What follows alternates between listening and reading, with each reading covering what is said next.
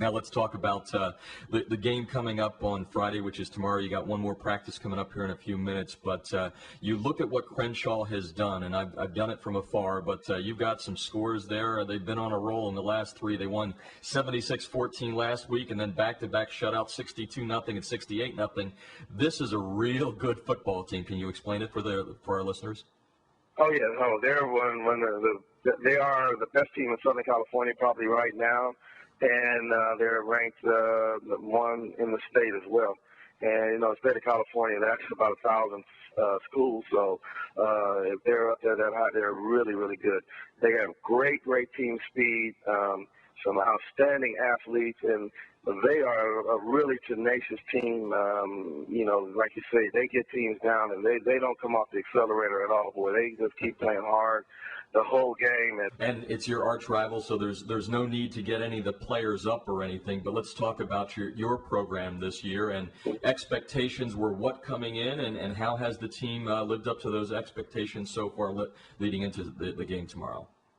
Well, the outside expectations were not that high. A lot of people, thought we were going to take a dip this year.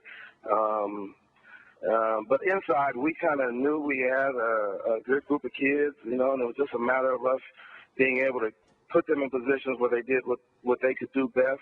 And we really took a hard look at that over the summer. We did something we really hadn't done. We didn't play a lot of sophomores.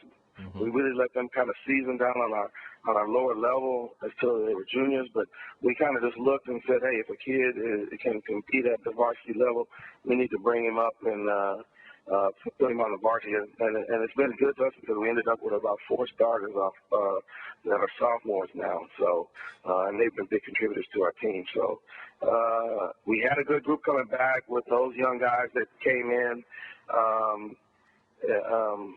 We have played above what everybody else thought, but we're playing about what the coaches thought we would do. We thought we'd be in this position right now, ready to play for the league championship. Okay, let's give a couple of the kids some props, but I also know that you have an unusual quarterback system too. So let me know about some of the players that you feel have played well this year, and then talk about your quarterback situation. Okay, well, one of our better players he's one of the quarterbacks, and that's Jorian Washington. He's kind of our what everybody's calling our Wildcat guy. He's a running back, but he plays some quarterback as well, and he's been an outstanding player for us. I mean, he's leading us in rushing, and he catches balls out the backfield as well.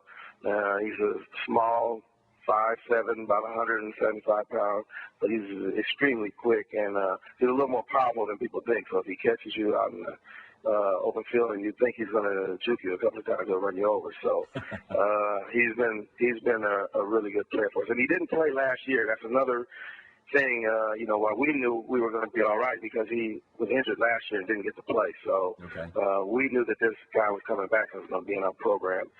We had a starter, wide receiver, Agent Alexander. He's one of our receivers. We had another starter return at our inside slot on offense, and that's Robert Heron.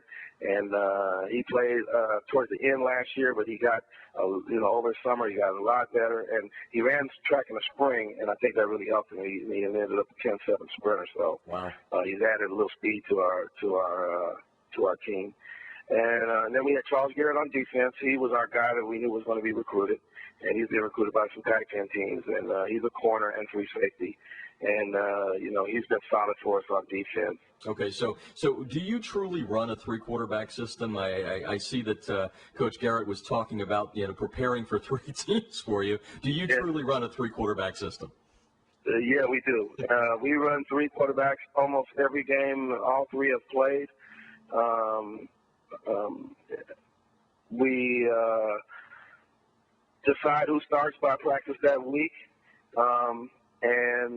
But they all know they're going to play, and I think that's what really keeps the competition up. And the other thing it did for us, we were worried about that too. How are we going to play 3 quarterbacks? Mm-hmm. But the guys really bonded with each other, and they pulled for each other, and they all know that each one of them brings a different strength to our offense, and they realize that. And so the coaches now, we just have to be able to know when we're going to manage, how we're going to manage that. and when we're going to put one in the game and what situations we're going to put them in the game. But it hasn't been that difficult. We thought it might be hard, but it hasn't been that difficult, and it's really given us a big diversity in our offense because, of course, when Jorian's in, we can really run the ball with the quarterback. And Joseph Gray, who's our junior quarterback, he is a good thrower, really good thrower. So, we have a lot of strike capability in the air. And then we have Joshua Williamson, who comes in, who can throw the ball really well, but he's also a good runner, too. So he brings in that combination of a dual threat. So that's how we kind of rotated it. And, according to the situation, we put the guys in. You said it's not hard for you guys. I just wouldn't want to prepare a defense against that. That's a little tough. But before we let you go here, one last question, and we'll let you get to the practice field. But, what are some of the keys? Obviously, you guys are going to come in, an underdog and never putting what it's slight or big. But what are the keys tomorrow for you guys to put yourself in a position to win this ball game? Well, first of all, we must not allow big plays. Crenshaw has been a big strike team all season. I mean, they may have drives of 2 and 3 plays, and then it's a bomb or a long run. So we have to kind of control that, and they have 2 really big players that we have to really keep under control. And their tailback and their wide receiver, Jenna Hall, is their wide receiver. And Anthony Thomas is their running back. And we just can't let them have 50-yard runs and 60-yard runs. If we can control him, that's one thing. The next thing, we can't get beaten in the special teams. They've blocked several punts or they've scored on kickoff returns almost every game.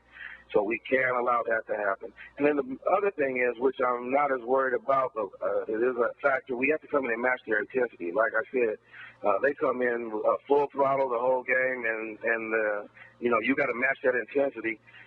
But fortunately, this being a rivalry game, I don't think the intensity part is going to be as difficult to generate. I mean, the rivalry is so intense. I mean, it's probably one of the biggest rivalries that's maybe not unknown out of Los Angeles, but the 2 schools are only like 2 miles apart. There's a middle school in between, and half the kids from that middle school go to Crenshaw, and the other half come to Dorsey.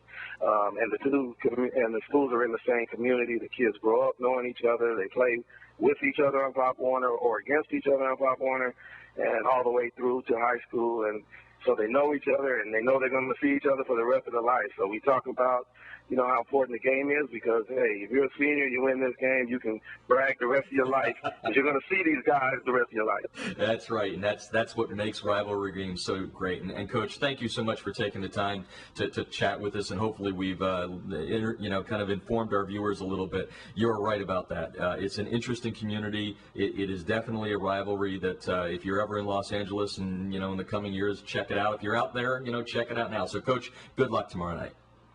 I sure appreciate you having me.